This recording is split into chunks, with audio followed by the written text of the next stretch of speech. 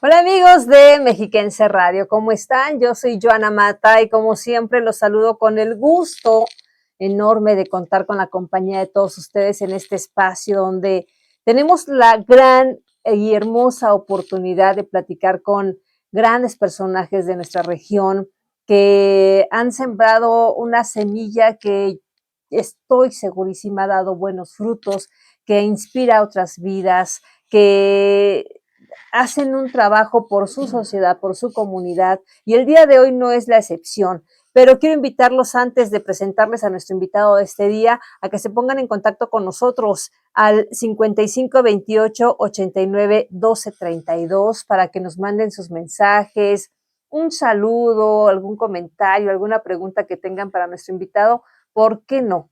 Escríbanos, pónganse en sintonía con nosotros también por medio de un mensaje de texto. Y saludo a todo el equipo que ya está aquí, listísimo para que este programa salga hermoso como cada viernes. Pues ya lo escuchaban amigos, el día de hoy nos acompaña José Antonio Bonilla Meléndez, presidente del Club de Leones Zumpango, y yo le doy la bienvenida. Gracias por acompañarnos aquí en Mexiquense Radio. Sí, gracias, Joana, y un saludo a todos los que nos están oyendo. Y aquí estamos a sus órdenes para que contarles un poco de la historia que uno ha vivido a través de los años. De una gran historia, diría yo, un referente y pilar aquí en Zumpango con la labor altruista que ha hecho, pero eso vamos a platicarlo más adelante. Antes de empezar con toda esta historia que me parece maravillosa, yo quiero hacerle una pregunta, don Antonio Bonilla, y que en sus palabras nos lo diga, porque yo creo que hay gente que ya lo conoce por toda la labor altruista que ha hecho aquí en la región, pero para quienes todavía no tienen el gusto, en sus palabras, ¿quién es José Antonio Bonilla Meléndez? José Antonio Bonilla Meléndez es nativo de Zumpango, orgullosamente zumpanguense y mexiquense. Nací el 10 de enero del 48, tengo 77 años y creo que a pesar de la edad me encuentro en buenas condiciones físicas. Excelente, yo lo veo muy bien. Sí. Lo veo muy bien. Dice que nació entonces en Zumpango. Cuéntenos un poco, digo, para estas nuevas generaciones que nos están escuchando, cómo era vivir en el Zumpango de esos años, de los 50, 60, ¿cómo fue la infancia? La infancia en Zumpango, bueno, yo vengo de una familia humilde, pero Zumpango en aquel tiempo era un pueblo muy tranquilo. Podía uno andar a las 3 de la mañana, 2 de la mañana, y no pasaba nada en Zumpango. Eso le da a uno la confianza de salir a dar la vuelta, pasear, sin que nadie nos dijera nada, ¿no? Al contrario, nos hablan buenas noches y hasta ahí era todo. Ahora, de ahí me entré a la escuela, a la primaria, a la Pedro Ríos de Vargas. Allí terminó la primaria. Pues es malo decirlo, pero buenas calificaciones tuve. No tiene nada de malo. Sí, luego porque dicen que uno lo piensa como ese ególatra, pero no, la mera verdad. Yo creo que el tener carencia uno lo obliga a uno a estudiar y a ser buen estudiante. Termino la primaria y entro a la escuela secundaria por cooperación número 15. Ahora le dicen los pitufos, no sé por qué. Pero allí también empiezo a destacar también como buen estudiante. Terminando la carrera, dejo un tiempo de estudiar porque había necesidades, había que trabajar. Y entro a trabajar en empresas, como, no digo los nombres, pero eran empresas donde entré como mecánico industrial, primero de ayudante y luego no creciendo, ya terminé como mecánico industrial. Hice 4 años de mecánico industrial. Ok.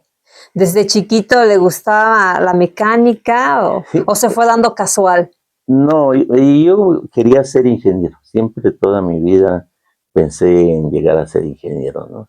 Okay. Pero por cuestiones de economía, pues no pude seguir la carrera e inclinarme sobre la parte de la ingeniería. Sin embargo, con el tiempo, conocí a un compañero de mi papá, un doctor, y él me recomendó a Telégrafos Nacionales. Sí, pero también yo quiero hacerle notar que yo quedé huérfano muy chico, a los 6 años yo quedé huérfano de papá, y mi mamá pues obviamente no vivía con nosotros, y quien me crió fue una abuelita, ¿no? Ella fue la que me formó, y lo quiero decir abiertamente, a ella le debo lo que yo soy. Yo hubiera querido que ella viviera para que pues viera lo que uno ha logrado con el tiempo, ¿no? Pero yo lo hago siempre, siempre y siempre así. A ella le debo lo que es José Antonio Bonilla Meléndez, presidente de Zumba. Claro. Sí. ¿Qué significó para usted, don Antonio, perder a su papá desde chico? Yo creo que uno como hijo siente uno a veces la amistad del papá y la mamá. Cuando hay problemas que solo uno los puede tratar con el papá y no tener papá, pues uno tiene que valerse por sí mismo, tiene que luchar por sí mismo, tiene que ver que no hay quien le oriente a uno, no hay quien le diga, oye, hijo, mira, vete por esto, estás mal aquí, o esto va de esta manera. No, no, no, no, ahí uno tiene que hacerlo, uno tiene que resolverlo, y a veces mi abuelita me decía, tú puedes, hijo, tú puedes, tú puedes. Y eso lo anima a uno a hacer las cosas, ¿no? Así es. No, pues también los abuelos juegan un papel fundamental. Sí, en mi vida, sí, en mi vida sí. Y a todo el mundo le digo, yo lo que soy, se lo doy a mi abuelita. Así es. Y pues forjó y formó un buen hombre, porque ha hecho muchas cosas y no nada más para el beneficio propio, ¿no? Siempre lo que ha hecho y es lo que lo distingue, don Antonio, es que hace cosas pensando en el beneficio de otras personas, que fácilmente no se puede ir y decir, a mí la vida me trató mal, no tuve papá, etcétera, etcétera, y nada más hacemos las cosas pensando en nosotros, pero en usted no fue el caso. No fue el caso. Siempre pensé en quién me había impulsado para ir subiendo, ¿no? Así es. Bueno, y la vida lo va llevando a trabajar en importantes empresas, en puestos pues también importantes, pero en algún momento de la vida decide usted estudiar la carrera, a pesar de querer ser ingeniero, estudia la carrera de biblioteconomía y archivonomía. ¿En qué momento pasó? ¿Cómo fue? ¿Por qué se decide a estudiar esta carrera? Bueno, es decir, entro yo a Telégrafos Nacionales porque el doctor, su hermano de este doctor que me invitó, era el director de Telégrafos Nacionales en esa época, y me dice, ve a ver a mi hermano, tu papá y yo fuimos muy buenos amigos, y yo quiero ayudarte para que cambies de mecánico a oficinista, llamémosle, porque en ese tiempo decían oficinista. Entonces entro a trabajar en Telégrafos Nacionales y entro a Archivonomía. Allí había un señor que en un momento, pues como lo recomienda uno de arriba, y creo que no sé cómo los traten, pues como que se quieren desquitar con uno o estarlo a uno presionando para todo. Entonces yo decido hablar con él y digo, señor Ramírez, me gustaría entrar a su escuela de biblioteconomía. ¿De veras? Bonilla, sí. Y de ahí cambió la situación. Entonces, él que era mi papá, ¿no? Porque para todo me apoyaba. Wow. Entonces, o sea, hubo un cambio radical. Totalmente radical, sí. Y a él le debo que él ha sido archivonomista. Entonces, hay una plaza para el Centro Nuclear de México, y decir Centro Nuclear de México, a mí se me hacía algo imposible, ¿no? Sí. Yo, en aquel tiempo, yo pensé que era la NASA mexicana, los grandes científicos. Y me dice, ve y concursa. Le digo, señor Ramírez, pero todavía estoy casi terminando la carrera. Y dice, no, tú concursa. Voy, concurso para entrar, y afortunadamente pues logré pasarle los exámenes y todo, porque éramos bastantitos, y logré yo entrar al Centro Nuclear de México. Entrando al Centro Nuclear de México, híjole, es algo emocionante por todo lo que ahí uno ve, ¿no? Por todo lo que hacen, los etopos redactivos, ver cómo trabaja un reactor atómico, todo eso es muy bonito.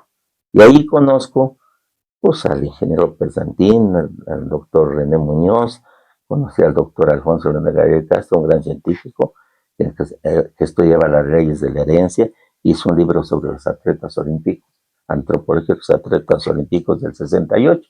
Un hombre muy capaz. Y él estudia la herencia a través de la mosca de la fruta, llamada drosófila. La drosófila. Entonces, así estudió muy. Le organizo su archivo y su biblioteca y me dice, joven Bonilla, joven Bonilla, quiero que sea el administrador de mi laboratorio. Entonces soy su administrador. Ahí trabajo con él un buen tiempo. Yo duré en el Centro de México 7 años y medio. Después me manda a llamar joven Bonilla, el presidente de la República, López Portillo, me invitó a ser embajador. Pues lo conocía muy bien. En Israel, dice, estaba conmigo. Entonces, pues ahí viene que Israel tiene muchos problemas, que había bombardeos y todo. Y me dice el doctor René Muñoz, que éramos muy amigos, no se vaya, Pepe, porque Pepe por lo de José Antonio. No se vaya, Pepe. Mire, yo ser el director del ESIME y quiero que se vaya como mi secretario particular. Yo no sabía que era ser secretario particular, le soy honesto. Entonces me voy con él a trabajar, llego a la secretaría particular, y es donde yo digo, es bonito estudiar a la biblioteca de universidad, porque a mí me sirvió mucho para desarrollar el cargo de secretario particular de un director. ¿Sí? Llego al Politécnico y el primer día pues, nos llegan como 200 alumnos gritando. Y todo, ¿dónde vinieron a caer? Porque acababa de pasar lo del 68. Sí. Yo llegué al Politécnico en el 78. Entonces, 10 años. Una década, y luego lo de 72. Entonces, me dice, acompáñeme, me dice el doctor. ¿Y yo por qué? Pues es mi secretario. ¿O qué tiene Era una de las funciones de ser secretario particular. ¿O qué tiene miedo? Le digo, no, yo no tengo miedo. Pero sí tenía miedo. Sí tenía miedo. Entonces dije, no, yo 3 meses que pedí para regresar al Centro Mundial de permiso. Y no, yo que voy a regresar al Centro Mundial. Y no, yo tengo 45 años en el Politécnico. Y de 3 meses que iba a estar, pues ya rebasé los tiempos, ¿no? Sí. O sea, después de que parecía que no estaban las cosas a su favor, ese jefe que parecía molestarlo después lo impulsó y empezó a conocer personajes que lo inspiraron y lo empezaron a llamar para trabajar con ellos. O sea, son las gratas experiencias, ¿no? Que nos deja justamente las cosas que vamos haciendo con excelencia, porque usted, y con honestidad también, ¿no? Que decía usted, bueno, yo no sabía esto, pero pues sí, yo me atrevía, lo hacía bien y lo fueron llamando así de un lugar a otro hasta formar esta trayectoria que tiene ahora en el Politécnico Nacional. Así es. Y posteriormente termino de 5 directores de secretaría particular porque terminaba uno y me decían, quédate, bueno, quédate, quiero que sigas siendo mi secretario. Dice, híjole, ¿y yo por qué? Dice, no, pues que tú quieres mucho a la institución. Y la mera verdad, sí. Yo respeto a la autoridad en turno, pero para mí lo más importante es una institución. Y el Politécnico es una gran institución. Sí. Entonces, terminaba ese director porque duraban 3 años y llegaba el otro y me dice, ¿sigues conmigo? Llegó un momento que me doy cuenta, yo llevaba 15 años de secretario particular y que no lleva mucho tiempo. Entonces me voy en ese tiempo se divide la ESIME en 4 unidades, Zacatenco, Ticomán, Culhuacán y Azcapotzalco. Le digo, pues me gustaría irme a Azcapotzalco. En Azcapotzalco una escuela se llamaba CENETI, que era una escuela muy buena, que fue cerrada por una serie de problemas, pero ahí nos dieron esas unidades y empezaron a arreglar todo y a crear básicamente una escuela, porque las estaciones no estaban en buenas condiciones por el tiempo que habían estado sin ser utilizadas.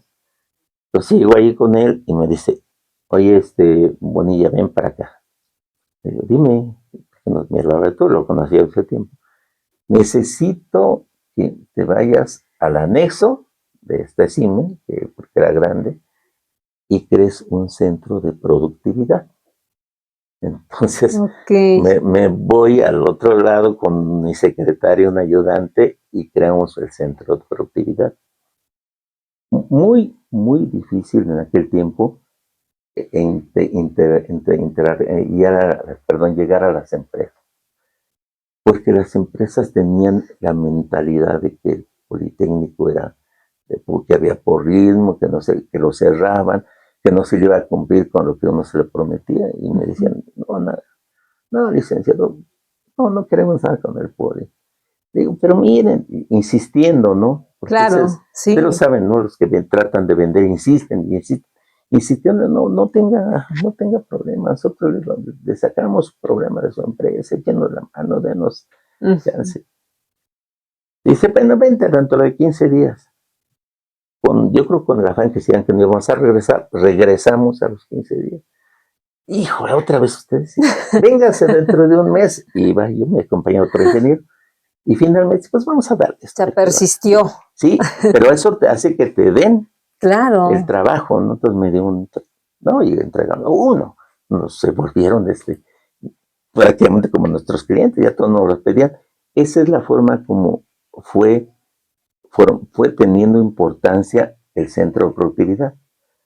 Luego me encuentra un ingeniero que fue estudiante cuando yo era secretario, que lo habían hecho director de la Dirección de Autotransporte Urbano, la DGAU, de la Ciudad de México, lo que ahora es la Secretaría de Movilidad.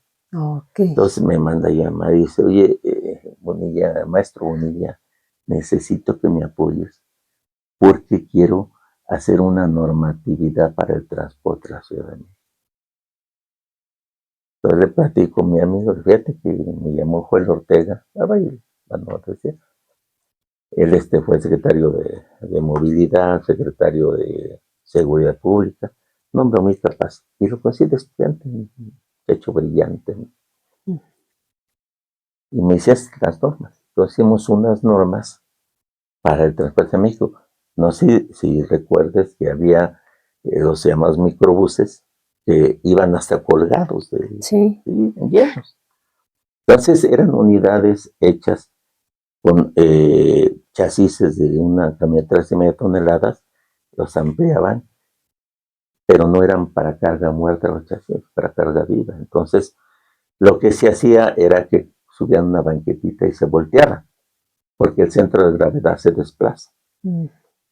Entonces, hicimos unas normas técnicas para el transporte y ahí ya el transporte ahora ya no, en México no ven que vayan colgados. Sí, y claro. No van las puertas abiertas, tienen que ir cerradas, porque así decían las normatividades que hicimos. Sí, se empezó a crear esta normatividad para generar también esta cultura, sin duda. Tenemos que hacer una pausa, Antonio Bonilla, pero regresamos para que nos siga platicando justamente de estos proyectos, que hay uno también que me gustó bastante, que, bueno, le tocó también ser fundador del Centro de Investigación e Innovación Tecnológica, del Centro de Investigación en Innovación y Difusión Industrial, y bueno, ahí me encontré una nota interesante acerca de que dictaminaban la originalidad también de algunos carros, ¿no? De autos clásicos. Bueno, de esto platicamos regresando de la pausa. Sí, ¿Parece bien? Amigos, no le cambien, vamos a un corte. Recuerden que pueden escribirnos también aquí en cabina al 5528-891232. El día de hoy estamos platicando con José Antonio Bonilla Meléndez, presidente del Club de Leones de Zumpango. Gracias por continuar en sintonía del 88.5 de FM, Mexiquense Radio Zumpango. Yo soy Joana Mata y los invito a que se queden en sintonía de nuestra frecuencia. El día de hoy estamos platicando de la interesante y también apasionante vida de José Antonio Bonilla Meléndez, quien es presidente del Club de Leones Zumpango. Y tenemos un mensaje del auditorio, dice, buenas tardes, soy Ana Gaby. Saludos desde Monterrey, Nuevo León. Saludos cordiales para el señor Antonio. Es padre de mi amado mejor amigo José Antonio Bonilla. Le mandan saludos. Y otro mensaje dice, mandamos una felicitación desde Pachuca, Hidalgo, de sus amigos, licenciado Vicente Hinojosa Villalba y Rosy, presidente del Club de Leones de Pachuca. Saludos. Gracias. Lo quieren mucho, José Antonio Bonilla. Y no nada más en Zumpango, estamos viendo en Monterrey, en Hidalgo, bueno, por toda la labor altruista, que más adelante vamos a platicar de ello, pero antes de la pausa nos estaba platicando justamente de su labor en el Instituto Politécnico Nacional, que nos estaba platicando del Centro de Productividad y que después se fusiona con otro centro de investigación. Platíquenos un poco más. Sí, nace el Centro de Productividad y después llega el Centro de Investigaciones e Innovación Tecnológica, que se llama CITEDI, Difusión Industrial, el CITEDI. Nos fusionan a los dos y nace el Centro de Investigación e Innovación Tecnológica del Politécnico, dependiendo directamente, ahorita depende de la Secretaría de Posgrado, anteriormente pertenecía a la Secretaría Académica, pero nace como proyecto. ¿Por qué lo sacaron como proyecto? Porque querían saber si iba a funcionar o no iba a funcionar. Pero en ese tiempo se nos viene lo de crear normas técnicas para el transporte público de la Ciudad de México, y hacemos la normatividad. Ahora todo el transporte público de la Ciudad de México es revisado por el Centro de Investigación e Innovación Tecnológica en el área de transporte, y le da una importancia muy grande al centro, porque difícilmente ahora los autobuses llevan gente colgada, ahora todo debe estar. No, se volvió más eficiente el servicio. Más eficiente, y además son seguros, confortables y ergonómicos. Eso es una garantía para el usuario, ¿no? Y eso sigue vigente todavía. Eso sigue vigente, claro. Incluso pronto ya creo que Pachuca va a entrar también en ese sistema de que se revise los autobuses, pero va a ser con el Politécnico que está en Pachuca actualmente, la unidad Politécnica de Pachuca. Ok, excelente. Le decía antes de la pausa a don Antonio, que estaba leyendo que justo por el año 2000 fue el encargado del único centro autorizado para realizar reportes técnicos a autos antiguos y así emitir el dictamen de originalidad, bueno, también para tramitar las placas correspondientes. Pero usted era el responsable de avalar esa originalidad de los autos clásicos. Sí, a ver, le platico. Anteriormente existía la Dirección de Autotransporte Urbano, que era la de GAO. Estuvo a cargo el ingeniero Joel Ortega. Posteriormente se comprende la CETRAVI, Secretaría de Transporte y Vialidad. Ahí me manda a llamar el secretario de Movilidad y me dice, oye, mira, tengo todo este bonche de fotos. Dice, es que mira, nosotros tenemos que dar las placas a las asociaciones nada más por la fotografía, y yo no estoy de acuerdo con eso. Yo necesito que ustedes me revisen los autos clásicos y que tengan mínimo un 80% de originalidad. Me haces un dictamen y me mandas toda esa información con fotografías del automóvil. Y en tu dictamen decir qué porcentaje tiene de originalidad para poderle emitir las placas de autos clásicos. Entonces, así como nace el proyecto de los autos clásicos. Para mí fue algo muy bonito porque me llevaban carros que era increíble, ¿no? De John Lennon, me llevaron un Rolls Royce. ¿De John Lennon? Sí, un Rolls Royce muy bonito. Me llevaron los que usaba el Santo. El señor me dice, mire, estos son los coches que usaba el Santo. Pues sí, pero tengo que revisarlos. Pero mire, aquí está el Santo en la foto, me llevaba las fotos. Sí, Le digo, pues sí, pero tengo que revisarlos. Entonces los revisamos. Lo revisamos y si cumplía con el porcentaje que era de 80-85% de originalidad, se les daba el dictamen y ya se encargaban. O sea, algo así como el programa del precio de la historia, ¿no? Que la gente llegue y dice, es que mira esta guitarra que tengo es original de tal artista, y tienen que evaluar, hacer un avalúo, analizar, ¿no? Así. Ahora, es un trabajo muy bonito entre los autos clásicos. Es una preciosidad los autos clásicos. Hay autos que son increíbles, ¿no? Llevan autos, parecen nuevos, parecen de agencia. Oiga, ¿y si era del Santo el carro y de John Lennon también? Sí, eran.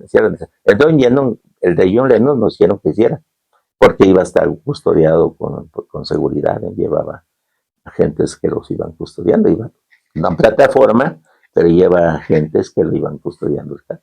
Okay. Sí, y los del Santo, pues los compró un señor y pues, estaba feliz que eran del Santo. Pues, Porque Santo creo que tuvo tres carros, un Inaplin, no me acuerdo, creo que era un Acapulco de esos, de la Datsun. Eran carros muy bonitos, los que tenía, y no abría las puertas, se brincaba como las películas. Entonces el señor está muy emocionado. Pero ni modo, pues tuvimos que revisar los carros del Santo. Dos pasaron, no pasó, pero después lo arreglaron, lo volvieron a llevar y ya pasó. O sea, ¿qué se requiere para que un carro, ustedes digan si es un carro clásico? Que se encuentre en condiciones mecánicas y estéticas bien. No pueden ser nuevos, porque si usted compra un carro ahorita en la agencia, al salir ya perdió 10,000 pesos. Sí. Baja el precio. En los autos clásicos también. Muchos dicen, es que el mío debe darle el 100%. Le digo, no, lo más que le puede darse el 90%, pero no el 100%. Porque no estamos revisando un carro de hace tantos años dentro de la agencia, sino fuera de la agencia. O sea, ¿con cuántos años que tenga ya un carro se considera que puede ser un auto clásico? 30 años. 30 años. 30 años de antigüedad debe tener.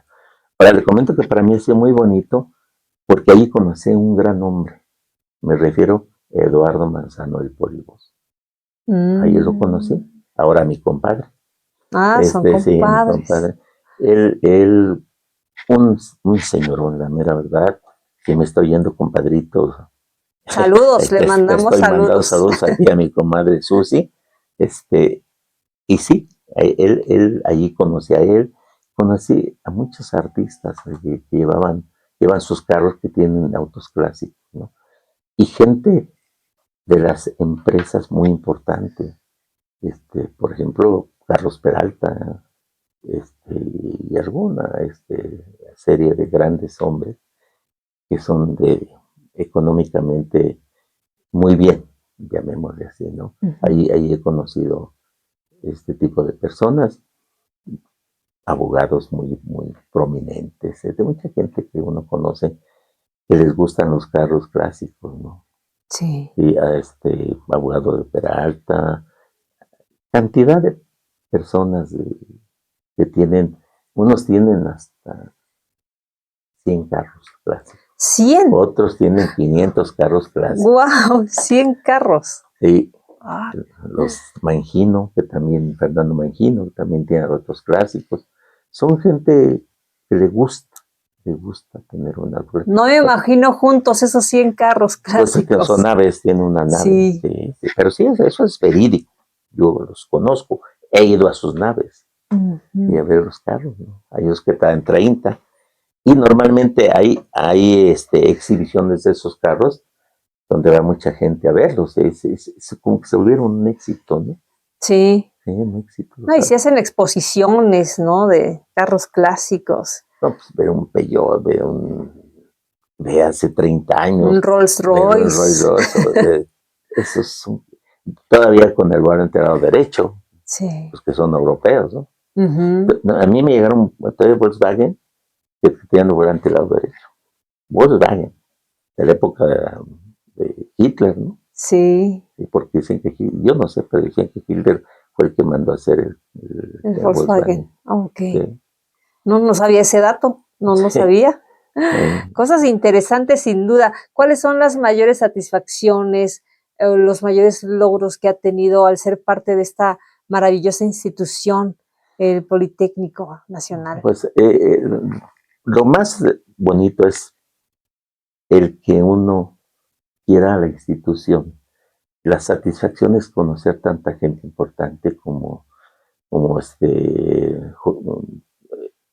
Méndez de Ocurro, don Eugenio Méndez de Ocurro, el que lo conocí, Jorge Suárez Díaz, y muchos otros que han sido grandes.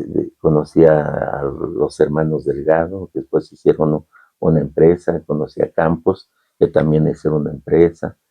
Conocí al señor don Alejo Peralta, es un señor que fue un gran empresario, quería mucho a la institución y en especial a la ESIME.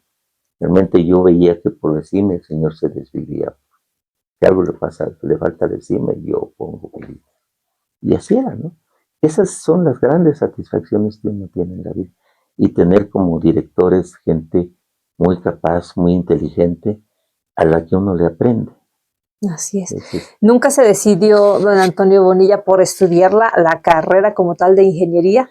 Pues no, yo creo que la ingeniería yo la fui aprendiendo en la práctica, ¿no? Okay. Porque cuando hice las normas técnicas para el transporte, pues sí empecé a darme cuenta de lo que es la ingeniería, ¿no? Sí. Cómo es la ingeniería. Y la ingeniería mecánica sobre todo, ¿no? Y que ahora tiene 2 hijos que son ingenieros. Sí, sí. Antonio, que es ingeniero electrónico del Politécnico del ECIME, y Héctor, que es arquitecto, ingeniero arquitecto también del Poli, de la Tepepan. Tepepan, no creo que sí, por Tepepan está su escuela. Okay. Él es del Politécnico, se hizo una carrera aquí en una escuela privada como licenciado, y tiene 2 carreras. Me decía una amiga en una plática recientemente que ella soñaba con ser, no sé, cierta profesión, no lo logró y ve que sus hijos se encaminan a ello y me decía, es que los sueños también se cumplen a través de los hijos. Sí. ¿Usted cree que cumplió sus sueños también a través de sus hijos? Claro. Sí, yo creo que cumplí mis sueños a través de los hijos. Porque no porque sean mis hijos, pero son muy responsables los dos. Sí, me consta. Son muy responsables. Se desviven por su carrera cuando tienen algún problema, se desviven por sacar adelante su trabajo, y esas son las satisfacciones que como padre uno tiene, ¿no? Claro. Sí. Yo tengo el gusto de conocer a José Antonio Bonilla. Es un excelente, sí, excelente ser humano, excelente persona, profesional en todo lo que hace, con una sencillez, honestidad y amor por lo que hace y ayudar a los demás. Se lo heredaron. Sí, así es. Dicen que me heredaron.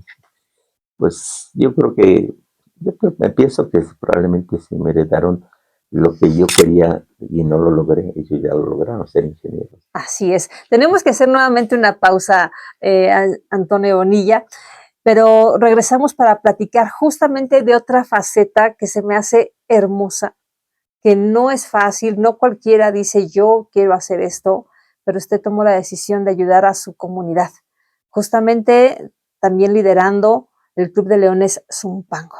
Gracias por continuar en sintonía del 88.5 de FM. Tenemos mensaje de César López. Dice, recientemente me cambié a Zumpango y no sabía que existe un club de leones en el municipio. Así es, César, hay un club de leones aquí en Zumpango.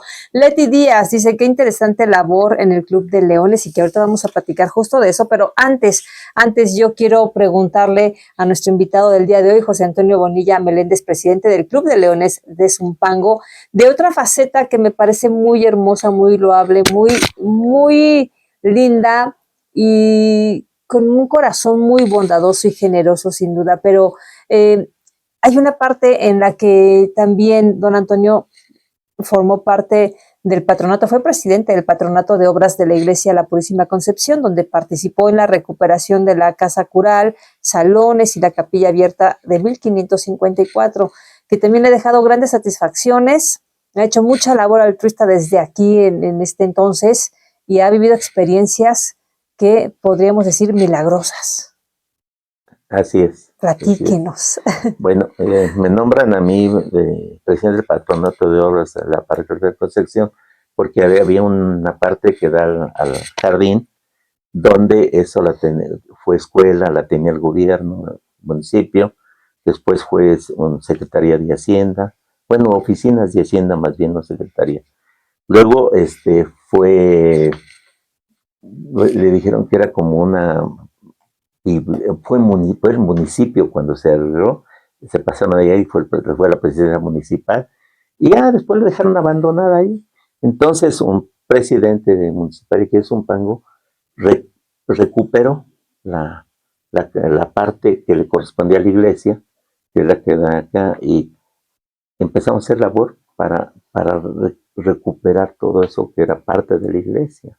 Sí, ahí tuvimos que pedir permiso a INA y nos dio el permiso y logramos recuperar los salones. Ahora ya están las oficinas del párroco de la iglesia, pero después me nombran más bien me mandan llamar para que me hiciera cargo de la reestructuración de la Capilla Abierta.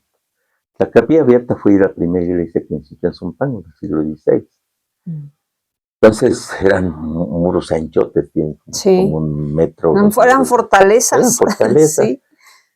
Para eso teníamos que ir a INA.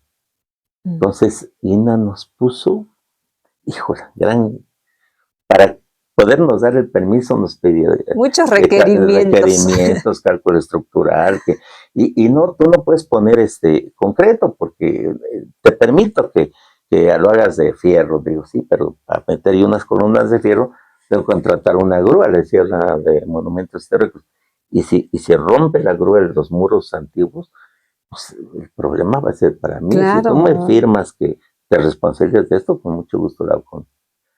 Bueno, total que, no se miento, echamos 9 meses, sino un poquito más, en ir a INA casi cada mes, cada 15 días, por el permiso.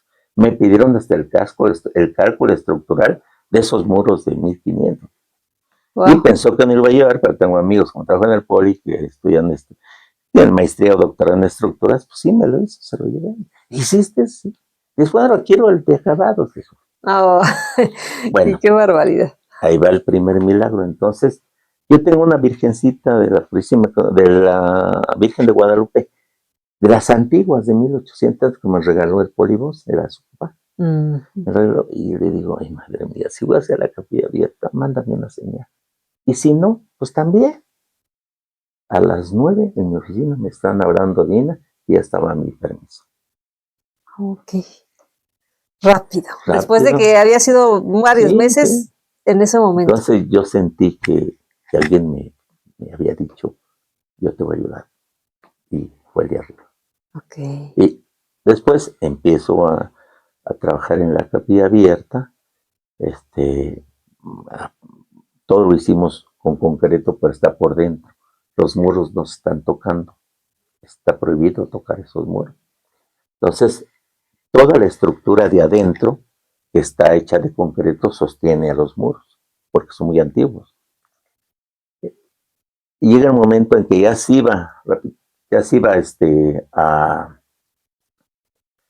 colar, y me dice el albañil, nos faltan 2 toneladas de varilla. A ver cómo le hace, licenciado. Nosotros queremos empezar mañana. Y pues, son las 7 de la noche, ¿dónde está todo la varilla? Y le digo a mi esposo, y fíjate que quieren varilla. Dice, no me digas, ¿y dónde? Todo está cerrado. Al otro día me avisan que había aparecido la varilla, que si yo la había comprado. Yo no compré nada. Le preguntamos al padre, el padre Gabriel, lo puede testiguar. Nadie. ¿Quién llevó la varilla? No sé. Apareció de la nada la varilla. Sí, 2 toneladas, justo a la que necesitaba. Wow. Okay. Y se empezó a colar y había quedado un pedazo de varilla ahí. Me dice el albañil, oye, no, por ahí necesitas un pedacito de varilla. Le digo, sí, mira, aquí está. Exactamente, sí, dices lo que necesitábamos. No, pues sí, eso sí fue un milagro, sí, fue un milagro. Sí. Y con eso no sobró absolutamente nada. Entonces, al año se iba a inaugurar ya la Capilla Abierta y llevamos el Cristo que estaba en la sacristía, que es de caña, que es de hojas de caña y que es de papel. Entonces, entre 3 y lo colocamos ahí donde estaba hasta ahorita. Pero como no habíamos terminado el piso, se estaba llenando el polvo. Pues dejamos vamos rapidito y no lo pudimos bajar. Ahí se quedó, ahí está el Cristo. Entonces considero que... Ay, pues tantas historias que compartir, don Antonio. El tiempo se nos está agotando, lamentablemente. Sí. Nos quedan muy pocos minutos, pero quiero que me platique también de la labor como presidente del Club de Leones Zumpango. Tenemos ya prácticamente 2 minutos. Platíquenos qué es lo que se hace, qué actividades hay ahí, la gente, para que conozca este Club de Leones. Rapidito. El Club de Leones nace en 1972 y en el 83 ya se le da oficialmente la nota, la notarial. Ahí se encontraba, cuando yo llego al club, el club se encontraba en condiciones mal. ¿Sí? Entonces me pongo a trabajar ahí, me echa la mano un gran amigo, y yo lo conocí a mi hermano, ya fallecido recientemente, Hugo Sánchez Barrera, Y ahí la gente que va, pues ayudamos a los que más lo necesitan, a la gente más humilde de Zumpango, porque como yo fui parte de ese, creo que es cuando uno debe de ayudar a la gente. Les damos sillas de ruedas, les donamos bastones, les donamos o muletas o también andaderas a la gente que más lo necesita. También le pido ropa en buen estado a los socios que llevan y llevamos la ropa y la donamos también la ropa, se les dona ropa. El Club de Leones nos llena de satisfacciones a todos por la labor que se hace. Hemos llevado a los hospitales en las mañanas tortas o café o tamales y viera que eso se acaba. Hay muchos que no comen por estar esperando sí. lo de su enfermo que tiene adentro, ¿no? Y si es bonito, yo llego rapidito, ya, le digo a la persona, le digo, oye, ten esto, dice, no, mejor deme un abrazo, acaba de morir. Ah. No, son cosas, pero es bonito, eso yo me lo voy a llevar. Yo creo que tenemos que hacer una segunda parte de esta entrevista, sin duda, para hablar justamente de su labor como altruista, como presidente del Club de Leones Zumpango, pero por lo pronto, ¿dónde la gente puede conocer más acerca de este club? Que nos comparta redes sociales, donde la gente puede conocer también de estas jornadas que hacen para entregar lentes, sillas de ruedas, muletas, bueno, han sido centro de acopio en momentos de desastre. Sí. ¿Dónde la gente puede enterarse más de lo que hacen ahí en este Normalmente club? voceamos, pero el Club de León está aquí en Miguel Hidalgo, sin número, ahí por donde está el Oxxo, desde San Lorenzo adelantito está el Club de León, ahí con mucho gusto los atendemos. Tenemos un salón que obviamente no se cobra caro, porque como es un centro, bueno, es un club turista, lo rentamos barato. Ok, bueno, si quieren más información, visítenos también en Facebook como Club de Leones Zumpango. Pues yo le agradezco muchísimo, José Antonio Bonilla Meléndez, presidente de este Club de Leones Zumpango. Gracias por estar con nosotros y compartirnos un pedacito de su historia. Sí, mucho gusto, pues más gracias, Giovanna, y por tu entrevista y a tu público, pues también muchas gracias. Espero que no les haya aburrido con mi plática y con mucho gusto, cualquier cosa que ustedes quieran, pues háganos saber en el Club de León, ahí a sus órdenes. Muchísimas gracias.